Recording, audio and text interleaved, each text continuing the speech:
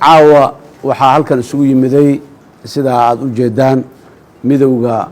xubnaha ka tirsan midowga murashaxiinta doorashada 2020 hadda waxaan u malaynayaa 2021 ay ku soo koobantay 2020 waa ka soo tagtaa u malaynayaa doorashada 2021 un in la yiraahdo yaa ilaah boon caawa halkan waa isu nimiday shirkan waxaan ku falanqeynaa amuuro badan oo ku saabsan dalka iyo directionka ama jihada u socdo iyo xaaladaha taagan haatan oo siyaasadda gaar ahaan doorashooyinka waxaan runtii caawa halkan isugu nimiday bal inaan ka hadalno meesha ay marxaladda doorashooyinka dalka ee muddada soo socota maanta ay marayso waxaan rabaa inaan ku bilaabo hordhac ahaan dhowaantan waxaa shir hay-adda heritage isugu yeerta ka dhacay magaalada Garowe halkaas oo ay isugu tageen siyaasiyiin badan muhiimadii ay isugu tageen laakiin hadda shir siyaasadeed aanay ahayn laakiin maadaama meeshii la isugu tago la wada joogay madaxweynayaal dowlad goboleed ay joogeen dowladda federaalka madaxdeeda qaar ka mid ay joogeen baarlamaanka labada aqal ee baarlamaanka oo madaxdooda ay joogeen murashaxiintii muxuu ahaa in badan oo kamid ah ay joogeen yaa un meeshii waxaa ka dhalatay warwaaba la wada joogaaye ma taladii wax la iska yiraahdo annaga midowga murashaxiinta haddaan nahay initiative aan qaadanay waxaan u tagnay dadkii dowladda noo ahaa haddii ay yihiin dowladda federaalka ah iyo haddii ay yihiin dowlad goboleedyada madaxdoodii meesha joogtay meeshaa waxaa joogay madax labadaas heer ah waxaan u geynay tala soo jeedin in amuurihii doorashada maadaama la joogo meesha wax la iska yiraahdo way naga aqbaleen soo jeedinteennii waxay dhaheen waa bal waa talaan iskula noqonaynaa wixii aan isla soo garanana waa idiin soo sheegi doonaa haddii aad tihiin murashaxiintii guddi aan ahayn murashaxiintii meesha joogtay golahan ka tirsaneed ay magacaabeen oy direen habeen iyo maalin kadib waa noo yeereen waxay noo sheegeen in ay aad iyo aad isu soo fahmeen ay laba arrimood laba talo oon annaga u dhiibnay markiiba ay aad u falanqeeyeen oo ahayday inay meeshaan heshiis ku gaaraan waxyaabihii laysku haystay doorashada ka taagnaay kadibna ay kula noqdaan raggoodii iyo inay iclaamiyaan madal laysku imaanayo waxaa lagu xallinayo si dadka soomaaliyeed ay rajo ay u muuqato in wixii hore u socdaan madaxdii markay soo shirtay waxay nagula soo noqdeen ay noo sheegeen saddexdii qodob oo ugu taagnayd oo ahayday guddiga doorashooyinka qadiyadda somalilan iyo qadiyadda jubbaland ee gobolka Gedo saddexdaas arrimood ayaan arrimaha taagnaay isfaham fiican inay ka soo gaareen oo ay maxaanku irahdaay isaga soo garteen guddigii maxaanku irahdaay doorashooyinkana wixii ka qaldan in laga saaro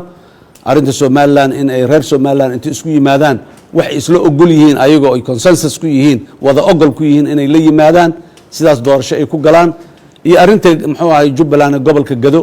oo ayadana ay dib ula noqonayaan madaxdii muddo 3 maalmood ana inay jawaab nagu soo celi doonaan oo ay finalka noo soo sheegi doonaan khaasatan arrinta gobolka Gedo khusayso nasiib darro waxaan rabaa dadka Soomaaliyeed inaan u sheego madaxdii naga soo tagtay ee Garowe nooga soo tagtay ee 3 maalmood oo muddada naga qaadatay naguma soo noqonin jawaab naguma soo celinin markaan madaxweynaha jamhuuriyadda iyo raggii kale dowlad goboleedyada naga maqnaa markaan u nimiday oon arrintii u sheegnay sidaanaa la isla gartay nama ayan dhihin naguma soo warcelinin bannaankan ka maqalnay murashaxiinta doorasho ma ogola iyo intay diidan yihiin iyo waa u sheegnay iyo liiskii keenaan dhahnay iyo waxyaabo sidaas oo kalea waxaan rabaa dadka Soomaaliyeed inaan iyadana u sheego qadiyadda maanta taagan qadiyad oo makaanika ah oo bakeerigan inta ka qaada inta dhig ma aha waa qadiyad process ama muxuu ahaay wadiiqo inay marto laga rabo kalsooni u baahan wada ogol u baahan maxaanku irahdaay isfaham iyo muxuu ahaay is-aaminaad u baahan waaye marka arrintaasi waxay ku habbooneed labadii taloon soo jeedeen mid kamid ah jirta haddii wax lasoo soo garta xataa in la qaabeeyo oo shir inta la isugu yimaado shirkaas maxaanku irahdaay lagu waxeeyo oo lagu soo gunaanado oo la yiraahdo intaana saasaa u garanay intaana saasaa u garanay halkaana waa noo dhiman tahay ama waa dhammaystirna la yiraahdo nasiib darro ma ayan dhicin annagoo weli sidii uga dhur sugayna madaxdii maanta waxaad aragtay ayay sii daayeen waa yimaadeen warkaad aragtay oo qaarkiis aan u qaadan karno annaga qadaf inuu yahay waa laga soconaa looma baahna waa la yeelaa iyo wax lamid iyo walaalayaal dadka Soomaaliyeed waxaan rabnaa inaan u sheegno haddaan midowga murashaxiinta dalkan hadda ayuu kala taagan yahay Somaliland naga maqan gooniya isu taagnay leh wada xaajoodkeeda muddo lagu soo jiro la raadinayay qaar kale maanta haddana in ay sabab loo abuuro ay ayaguna waa gooniyan isu taagnay biri inay yiraahdaan sababi karto dalkan suurtagal ma aha doorasho oo deegaan hebel iyo maamul hebel ka maqan la leeyahay in la qabto suurtagal ma aha midnimada dalkaanay dhaawacee wada jirka ummaday dhaawacee dowladnimadeennay dhaawacee marka arrintaas waa qodobka kale waxa soo haray walaalaheenna muxuu ahay ra'iisul wasaaraheenna oo u weyn yahay iyo madaxda dowlad goboleedyada ee maanta la taagnaa siday u dhaqmeen sax ma aha waxaan qabnaa kuwaas waa maqan yihiin waa laga tashanaa waa laga soconaa laleeyahay oo aan leenahay war midnimadii wax u dhimaysaa ayaan saa la yeelin kuwa kale ee saaxiibada ay maanta taagnaayeen ra'yiga maanta ay meesha ka sheegeen kuma maalaan dadkii shala doortay ra'yigaas ra'yi deegaanadooda iyo dadkooda ay qabaan ma aha mana ku habboona walaxanay dadka ku matalan inay sheegaan ma habboona in ay madaxweynaha maanta fadhiyo ayaan kursiga u soo boobaynaa u soo dhacaynaa dadka annagaa soo gacan maroojinayno in la yiraahdo sax ma aha madaxweynaha jamhuuriyaddana waxaan leenahay qaarna waa laga maarmaa inaad tiraadid qaarka kalena ciidamaan u daabula aan geysanayo maxaan ku iraahdaa xoog dadka iigu soo afduubayo nimanka odayaasha maanta la taagnaa saaxiibadaana ay raalli ku yihiin dadka Soomaaliyeed ee deegaanada ay dowlad goboleedyada maanta meesha jooga ee matalaan raalli kama arrintaas lamana boobi karo ciidana laguma boobi karo haddii shalay doorashooyin qaarkood xoog iyo ciidan lagu boobay tani intii hore waa ka weyn tahay ha loo gogol dhigo ha loo tartiibiyo ha loo dhimriyaan leenahay dalka in la isku haayo ayuu u baahan yahay madaxweynaha dalkaanoo la ishaysto isla jiro israbo isla fadhiyo meel go'aano wada jir ah gaaro ayaa shalay lagu wareejiyey dadki iyo dalkiina inuu isku haayo oo sidaas ku sii xukumo hadduu joogayo oo si sharciga ku joogayo haddii aanu joogaynina dalkii oo ishaysto iyo deegaanadii oo ishaysto mid ah oo wareejiyo ayaa looga fadhiyaa madaxweynaha gadaal inuu inta fariisto dadka Soomaaliyeed inuu la hadlo uu diido dadka maxaan ku iraahdaa saamileyda ee siyaasadda doorka kule inuu la hadlo uu diido ee dad kale sidii ruuxaantii uu ka soo dhaxadla madaxweynaha xal uma keenaysa waxaan leenahay madaxweynuhu ha ku noqdo taladaas dib ha u noqdo oday Soomaaliyeed aan noqonahay hadda ka hor dad ka ballan qaadee wuxuu ballan qaaday ha fuliyo oday Soomaaliyeed ha noqdo ha soo dego dadka ha la fariisto askarta iyo hubka maalin walba la sii daabulayo shalay iyo daraad iyo usbuucida hore muxuu gada lagu daabulayay shalay iyo maanta maxaan ku iraahdaa hiiraan lagu sii daabulayo daraad itii ka horeysay maxaan ku iraahdaa dhuusa mareeb lagu sii daabulayay maxaa loo daabulaya loo geynayaa doorashada in lagu soo dhaco waay maamulada meesha joogaahay aamusnaantooda waxaan u qaadanaynaa hana loo keeno askar waxa aan ku dhacnay inay ayaguna dhaheen madaxweynuhuna uu sidaas rabo ma suurowdo ma dhacayso suurtagal sina kuma aha marka arrintaas waa khatar hadda ka horna waa sheegnay annaga qadiyadda aan madaxweynaha uga ra'yi duwanahay doorasho keliya ma aha dalka inuu khatar ku jiro waaye midnimadiisii inay khatar ku jirto waaye in maxaan ku iraahdaa waddadaana ay ku dhammaato meel aan fiicnayn waaye waxaan leenahay ha la soo noqdo xalku marka intee jiraa xalku wuxuu jiraa in la wada fariisto oo la wada hadlo oo qadiyadda taagan waa masiiri waa ummaddan mustaqbalkeedii waa dalkan midnimadiisii waa isku hayntii ummadda kalsooni abuurkii dib u heshiisiintii muddada la soo dhisaayo oo la sii xoojiyo waaye in boogihii la danqiyo oo dib loo dhaawacayo maaha dadkan meeluu soo gaaray lama dib looma celi karo lama waxayn karo iyo warka maxaan ku soo celcelinta ah sagaashanka loo noqonayo la yiri kan iyo waa caddayn haddana waa cadday sagaashanka cid u noqonaysa male cid u noqonaysa ciddii khaldan maanta gacanta laga qabanaa naga joog laleeyahay moogiye dalkaani hoog iyo halaag kale uma noqonayo ummaddaana waa ka timida meeshaas caqliga ummadda iyo dareenka ummaddana in loo gafa ma aha oo la yiraahdo wax ma garataan la yiraahdo ma aha marka waxaan leenahay walaalayaal midowga murashaxiinta taladiisu waxay tahay xalka ha loo noqdo gogol ha la isugu yimaado dadka ay khusayso oo talada lahoo dhammu annagu aan ka midnahay ha yimaadaan caalamkana garab taagane maalin walbana kaalmaynayo ha soo fadhiista meesha ha joogo meel loo wada dhan yahay fagaaro ah wax la qariya ma aha wax weyn waaye meel la joogo fagaaro ah arrintaas ha looga wada hadlo ha looga heshiiyo horey ha loo socdo waxaan rabaa qadiyadda kale oon raba inaan ka hadalno oo aan maanta arrintan meesha uga hadlo waxay tahay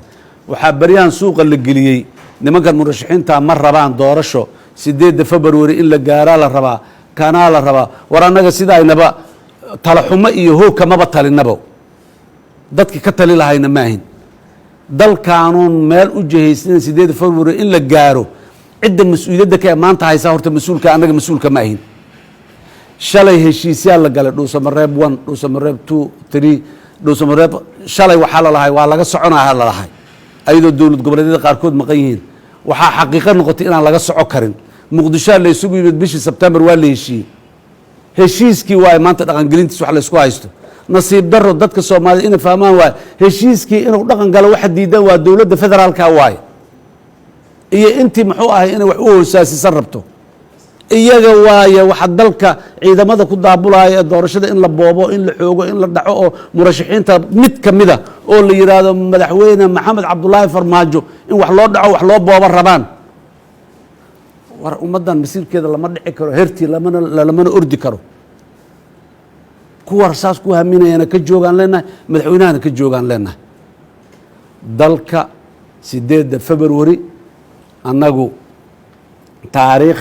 qoran oo dastuuri oo meel taalo waay waa laga guuriyay muhiim ma ah ma dhahayno laakiin xalaan rabnaa wax socdaan rabnaa doorashadii aan rabnaa oo si sax ah ku socotaan rabnaa haddii doorashadii oo si sax ah ku socoto 8 February ay nala dhaafto waaba socotaa waaba ku dhex jirnaaye maanaga ka dhex qayli karno laakiin doorashadii la bilaabi ma 8 February ay rabaana dadka lagu eedayna wax kale uma aragna ee waqtiga in la si durgsado in la rabaan u aragnaa hadday dhab ka tahay 8 February in la gaarin ama 8 February iyo agagaarkeeda wax socda inay ku soo dhamaadaan hadday dhab ka tahay wax sax ah la bilaabi lahay dowladda madaxweynaha iyo wiilasha u shaqeeya waxaan leenahay 8 February haddii balaaya dhacaysa adika keeno haysaan dalkan 8 February doorasho inay dhacday ahayd haddaanay dhacaynina walba inay soo muuqatay wadada ku soo jirtay inay dhacaysay ahayd 27 December baarlamaanka waqtigiisa dhamaaday madaxweynaha waqtigiisina waa 8 February asalka waxa aan waa baarlamaanka haddaan baarlamaan jirin ama 8 February madaxweyne la doorana ama 8 June iyo July iyo December 2021 xataa ama madaxweyne la doorana haddaanu baarlamaan jirin baarlamaanka iyo doorashadiisa waaya mas'aladu waxay ka taagan tahay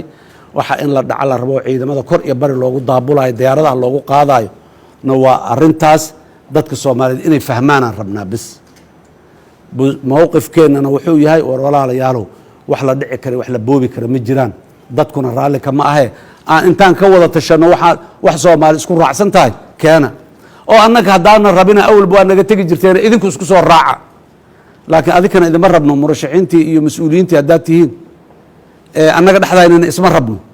koox yaroo iswadato maxaan ku rahaa suuq madow ahaa meelaha wax ka baxayso masiirka ummadda Soomaaliyeed suuq madow kuma socon karo afar nimo isjecel ma wadi karaan afar maxaan ku radaa hoosta muxuu ahay balaayo uga heshiis ma wadi karaan alla dhiga xaajada madaxweynaha iyo prime ministerka iyo guddoonka baarlamaanka iyo cid iyo madaxweynayaasha dowlad goboleedka waxaan leenahay ha noqonina ninkii yiri hilibkii madaxa inta saartay hilibka hala qaybiyo war dhulka soo dhig waa la qaybila hilibka laga kala maya hala qaybiyo madaxana ku siisatay hilibkii ha noqoninaan leenahay xaajada dhulka soo dhiga waa laga wada tashana waana lagu heshiina waana lagu nabadooba waana la isku jeclaana la isku nicmaayo waxa qaanuunku qabo sharcigu qabo dadku rabaan la isku manaco aad iyo aad u mahadsantihiin mar kale waa ku celinaynaa waxaan leenahay doorashada iyo mustaqbalka iyo masiirka ummadda iyo dalka midnimadiisa waaye waxaan ka hadlaynaa hebelaa xagga looxada iyo hebelaa loo jamhuuriya hebelaa sitoo laga soo dhigaa iyo ma ahan doorashadaani dalka qatar ay geli kartaa midnimadiisa ay qatar geli kartaa dowladnimadeenna iyo gobnimadeenna sovereigntigeena ay qatar geli kartaa wax sahlan ma ahan yaan la dhayalsanin ummadda soomaaliyeedna dhagahoodii indhahooda ha taagnaado hana foojignaadaanaan leenahay haddii dowladdu wixii maanta ay ku dhawaaqday inay sii waddo ay go'aansato ay ku adkaysato wax fiican maaha waana waxa aan ka digayno aan diidayno annagu markaas tallaabo kalaan qaadi doonnaa annagu tallaabada aan qaadi doonno waxaan rajaynaynaa inaan loo baahanin oo aanay imaanin oo miirku dowladdu intuu usoo noqdo ay doorashadii dhulka soo dhigtaan rajaynaa